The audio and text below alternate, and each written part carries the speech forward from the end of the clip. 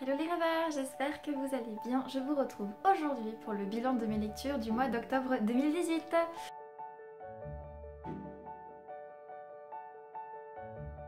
Alors voilà, je prends enfin le temps de tourner ce bilan lecture. Ça fait 10 jours à peu près que j'ai envie de le faire mais que je ne peux pas parce que j'ai beaucoup de choses à faire. Non, ça fait une semaine je crois. Toujours est-il que ça fait toujours trop. J'ai l'impression que les journées n'ont pas assez de 24 heures pour que je puisse faire tout ce qu'il y a à faire. Donc voilà, je peux enfin prendre un petit moment pour le faire. Et j'ai pas mal lu pendant le mois d'octobre. J'ai un peu plus d'une douzaine de romans et mangas confondus à vous présenter. Donc c'est parti, je vais essayer de ne pas faire trop durer comme la dernière fois. Et voilà.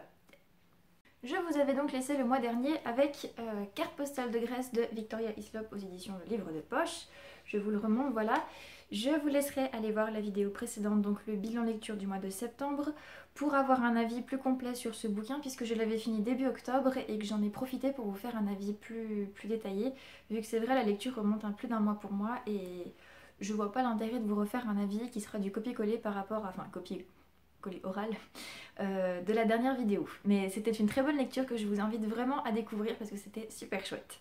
Après ça, j'ai enchaîné avec un tout autre genre. Je me suis plongée dans le premier tome du Haut Royaume, Les Sept Cités, donc de Pierre Pével, et le tome 1 c'est Le Joyau des Valoris aux éditions Bragelonne en poche. Alors bon, voilà, il y a le macaron qui m'énerve ici, je peux pas l'enlever, c'est pas un autocollant. Mais c'est un bouquin que j'ai reçu grâce à la Once Upon a Book Box. Je sais plus, ça devait être en juillet, quelque chose comme ça, je ne m'en souviens plus, juillet, août. Toujours est-il que voilà, j'ai commencé ce premier tome et j'ai vraiment beaucoup apprécié. C'est très court, c'est très rapide, presque trop rapide, mais c'est quand même une bonne introduction et j'ai quand même vraiment apprécié. J'apprécie toujours autant la plume assez incisive et précise de Pierre Pével qui me fait penser à mes romans chouchous d'Alexandre Dumas, mais de manière plus concise et plus... on va dire plus incisive, voilà, j'aime beaucoup. Ça me plaît bien, j'ai pas grand chose à dire, voilà, il y a beaucoup de choses qui se passent quand même dans le tome 1, il y a beaucoup d'action. C'était quoi cet accent bizarre? Je sais pas. Bref, il y a beaucoup d'action et en même temps on a envie de s'attacher au personnage mais on n'en sait pas trop. Voilà, c'est vraiment un bouquin, je pense, d'introduction et j'espère pouvoir me procurer la suite assez vite parce que ça me parle pour l'instant plutôt bien même si c'était très rapide. Ensuite, je me suis plongée dans Ma vie de Batch à poche de Nadia Hachimi aux éditions Castelmore. J'avais déjà lu d'autres bouquins de Nadia Hachimi, je crois que c'est La perle et la coquille que j'ai déjà lu d'elle, où on parlait déjà du concept de batch à poche, qui m'avait bien parlé, et là, comme c'était un livre jeunesse, j'avais vraiment envie de voir, parce qu'en fait c'est l'histoire, je ne me souviens plus comment elle s'appelle. Oh c'est triste, je ne me souviens plus de son nom, ça me revient peut-être quand je vous parlerai du bouquin. Donc en fait cette jeune fille qui a une dizaine d'années, son papa a été blessé par une bombe et il est invalide, donc elle va comme c'est la dernière des filles et que son corps n'est pas encore formé comme celui d'une fille, et ben ils vont la transformer en... C'est Obaïda qu'elle s'appelle, voilà. Puis ils vont la transformer en Obaïd, en garçon, pendant quelques mois pour qu'elle puisse faire les tâches que les femmes ne peuvent pas faire, que les jeunes filles ne peuvent pas faire, aller chercher le pain à la boulangerie, faire des sorties comme ça qui en Afghanistan ne sont pas tolérées par les femmes, pour les femmes, pardon.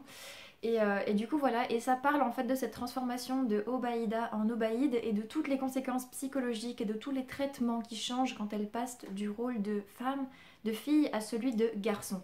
À l'école, il y a beaucoup de choses qui changent, elle va rencontrer aussi d'autres batch à poche et c'est une histoire qui m'a quand même beaucoup touchée et qui est vrai, nous fait prendre conscience de toutes les inégalités qu'il peut y avoir, notamment en Afghanistan, mais aussi dans nos sociétés à nous. De la différence de traitement qu'il y a entre les garçons et les filles, les comportements qui sont tolérés chez les garçons et chez les filles, ou chez les garçons et pas chez les filles, enfin bref, tout ça. Et du coup, du poids que ça peut avoir quand une fille qui a des possibilités plus restreintes que les garçons se voit accorder ça et qu'elle est obligée de redevenir une fille après. Voilà, c'est un bouquin qui est super chouette, qui est très... Il est très facile d'accès quand on le lit, hein. Voilà, il n'y a pas de concept compliqué et comme ça a l'air d'être raconté par une enfant, et ben voilà, ça touche beaucoup qu'on soit adulte et je pense que ça va toucher aussi quand on est enfant, ça fait pas mal réfléchir, peut-être pas au même niveau mais c'est vraiment un bouquin que je recommande, pareil que vous soyez adulte ou ado ou enfant, ça risque de vous parler beaucoup, donc voilà, je le conseille vraiment, vraiment, vraiment. Ensuite, je me suis plongée dans une grosse brique de fantastique cette fois. Je me suis plongée dans le troisième tome de Croissant de Lune de Caroline Daniel, donc Le Grimoire aux éditions Anyway. Pour rappel, les éditions Anyway ont fermé. en avril il me semble. Bref, voilà, c'est une suite que j'avais très envie de lire, ça fait un moment que je l'attendais. C'est une fin de trilogie, voilà, c'est vraiment une grosse brique. Il fait 650 pages si je ne me trompe pas, quelque chose comme ça. Voilà, 650 pages. Et j'ai vraiment apprécié de retrouver les personnages. J'en ai déjà parlé avec Caroline Daniel. Retrouver Rachel, Morgane, comment il s'appelle, Chris, je voulais l'appeler Cyril, c'est pas Cyril, je le savais. Chris et tous les autres personnages autour, ça m'a fait vraiment plaisir de les retrouver. L'histoire est vraiment sombre quand même dans ce dernier tome. Voilà, il y a des combats qui doivent être faits, qui doivent être menés, des sacrifices qui vont être faits, pas forcément consentis, mais voilà. Il y a beaucoup de choses qui se passent et ça a été un tome, on le sent, éprouvant à écrire, éprouvant pour le lecteur aussi, parce que moi qui suis une bisounours profonde, c'est difficile de voir ce genre de choses, mais Caroline a vraiment réussi à faire passer de beaux messages d'amitié, d'amour, voilà, de liens, et que même si on est obligé de faire des choix difficiles, c'est souvent ce qui nous porte, qui nous permet d'aller de l'avant et de se remettre après des événements vraiment compliqués. Après, l'aspect... il y a beaucoup d'aspects psychologiques comme dans toute la saga, il y a beaucoup d'aspects fantastiques, enfin la magie ça m'a plu, voilà. J'ai eu l'impression qu'il y avait quelques répétitions et j'en ai déjà parlé avec elle aussi, mais c'était tout à fait mineur parce que j'ai vraiment apprécié ma lecture et que je suis triste d'avoir quitté cet univers et que j'ai hâte d'avoir accès au spin-off parce qu'il y aura un spin-off et que j'en ai envie. Voilà.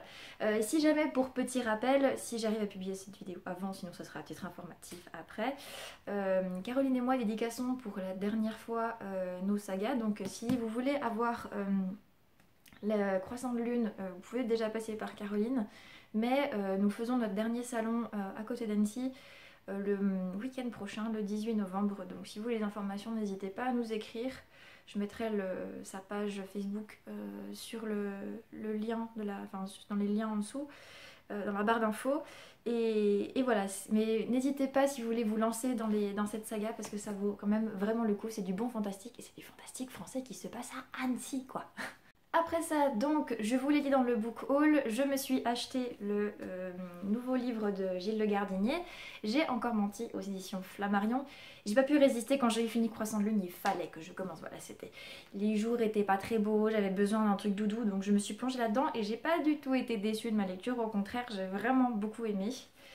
Il y a les pages d'introduction effectivement voilà, qui se passent pour expliquer un petit peu comment est Laura dans sa vie et toujours ponctuée de touches d'humour voilà, sur ses perceptions et sur son petit grain de folie que j'ai beaucoup apprécié. Et ensuite on entre vraiment dans le vif du sujet puisqu'elle perd la mémoire et qu'elle va devoir tout récupérer et qu'elle a un petit peu de mal avec les concepts pratiques et sociaux. Donc ça a donné quelque chose de très frais, de vraiment très sympa à lire, à peu près comme dans chaque lecture que je fais. Je suis arrivée à la moitié, j'ai mis 4-5 jours avant d'arriver à la moitié et il m'a fallu 2 jours pour avaler le reste. J'avais pas envie de terminer ce bouquin, j'étais vraiment trop bien dedans, ça faisait plaisir, ça faisait du bien, ça m'a déconnectée, ça m'a fait rire, moins qu'avec certaines, mais j'ai quand même bien rigolé et j'ai apprécié les aventures de Laura. Elle m'a quand même vendu un peu du rêve et puis Gilles Le Gardinier, j'ai beaucoup apprécié ses délires, vraiment j'ai l'impression qu'il a vraiment plus déliré que d'habitude, mais voilà c'était frais, ça faisait du bien et je pense que c'est parfait à lire quand on a un coup de blues ou même simplement pour retrouver le sourire, voilà, garder le sourire en temps normal. Gilles Le Gardinier pour ça fait toujours des merveilles, donc je vous le conseille mais vraiment largement. Je sais pas si on peut dire que c'était un coup de cœur ou pas, mais c'est du Gilles Le Gardinier et ça marcherait très bien toujours chez moi, donc voilà. Ensuite, je me suis replongée dans du fantastique avec le tome 2 de Library Jumpers, donc La gardienne des mensonges de Brenda Drake aux éditions Lumen.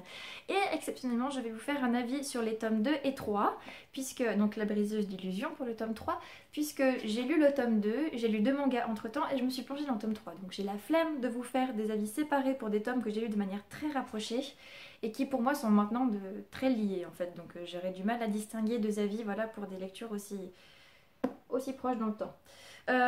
J'ai beaucoup apprécié cette trilogie, cette suite et fin de trilogie. Qui était plus sombre que ce à quoi je m'attendais et pour moi ça m'a beaucoup plu parce que l'histoire était vraiment sans concession, il n'y a pas de facilité.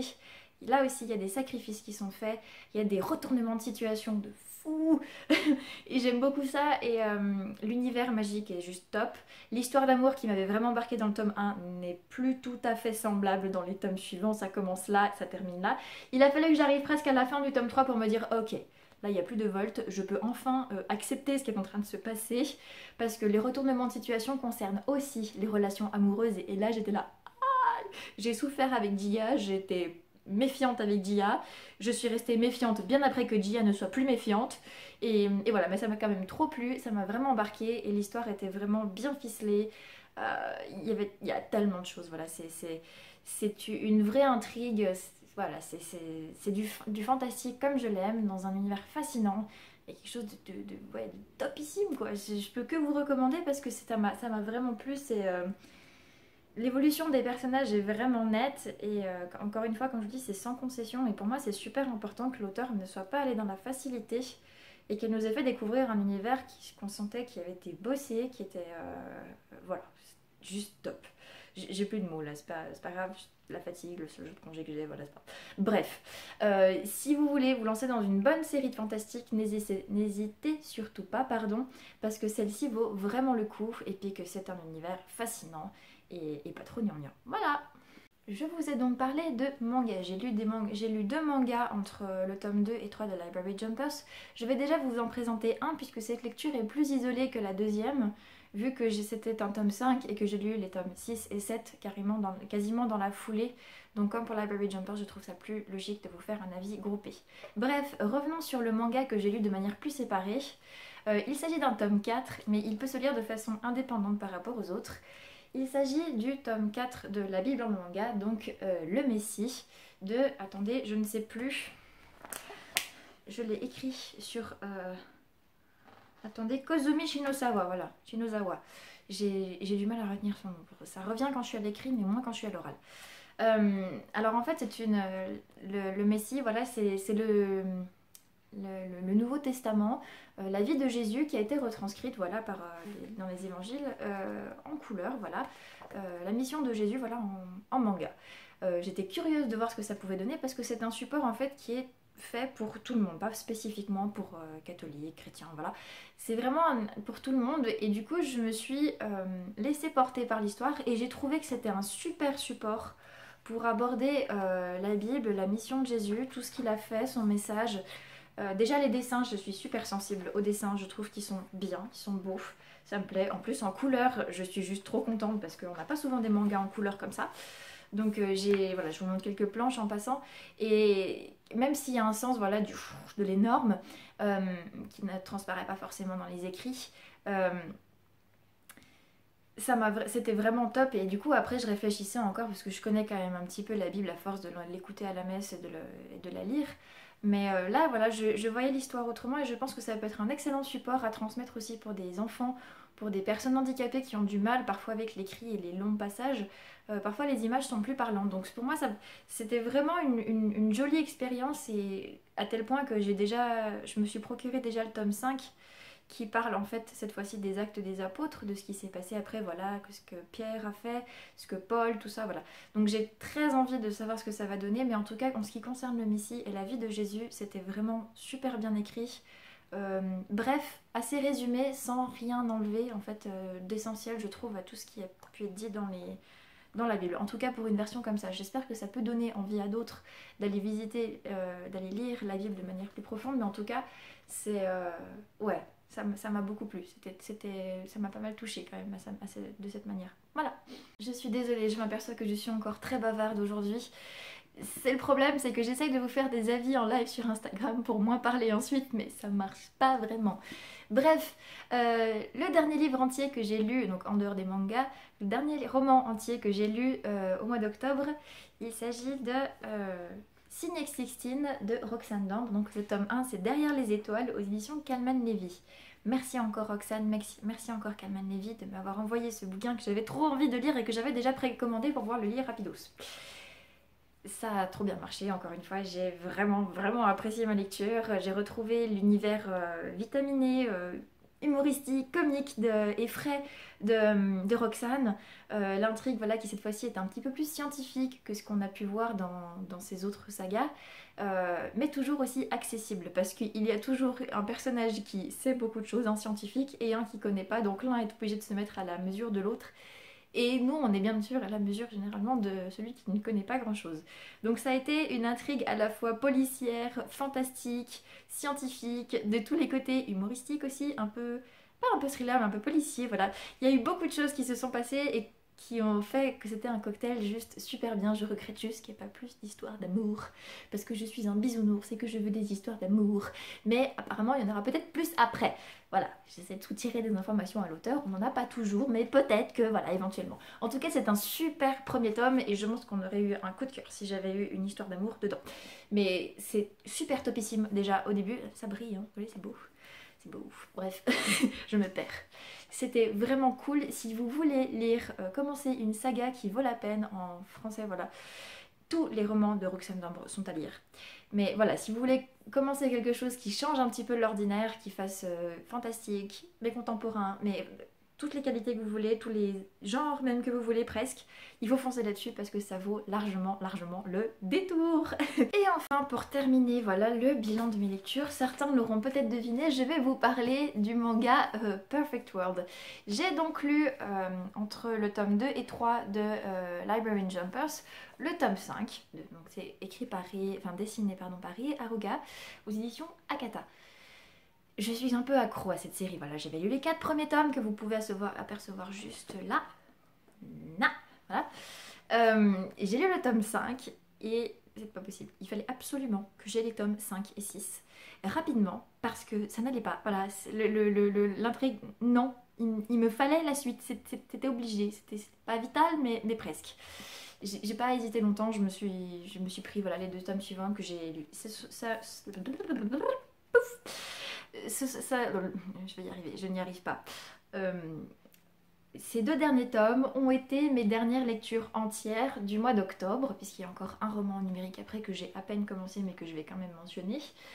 Et j'étais prise et j'étais frustration, j'étais l'incarnation même de la frustration parce que je n'avais pas le tome 8 qui sort au mois de décembre et autant vous dire que entre la dernière vidéo que j'ai fait, le book haul, et maintenant j'ai précommandé le tome 8. Il me faut ce tome 8. Il faut que je sache la fin.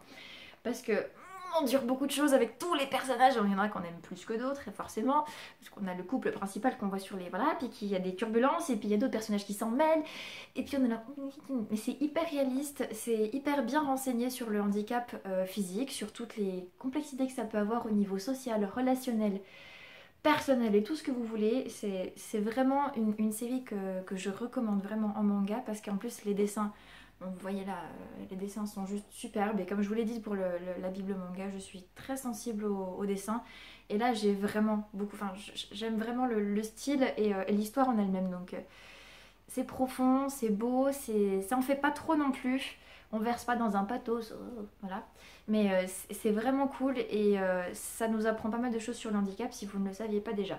Donc si vous voulez vous lancer dans le manga, n'hésitez pas parce que ça c'est un shoujo qui vaut vraiment vraiment le coup. Voilà, et voilà, cette fois-ci on arrive vraiment au dernier bouquin que j'ai à vous présenter pour le mois d'octobre. Il s'agit de le 2e tome de La Dernière Nymphe de Marjorie Burbeau, donc qui s'appelle Splendor, donc aux éditions Rebelle. Je ne vous en dirai pas plus parce que j'ai lu 2% de ma lecture, ce qui doit représenter peut-être 10 à 15 pages sur le bouquin en tout que j'ai lu sur ma liseuse. J'ai lu les tomes 2 et 3, je vous en parlerai pour le mois de novembre. Mais tout ce que je peux vous dire, c'est que ça a été une excellente lecture et que c'est pas pour rien que j'ai enchaîné avec le tome 3 directement. Mais je garde le suspense et je vous dis, voilà, je vous en dis pas plus. Voilà, ce sera tout pour le mois d'octobre. C'est déjà pas mal parce que j'ai une grosse pile, voilà, que j'aperçois juste derrière la caméra pour... à force d'empiler, j'ai une grosse pile comme ça. Donc je suis désolée d'avoir été si bavarde alors qu'il y avait beaucoup de choses à présenter. J'espère quand même que vous ne vous êtes pas trop ennuyés.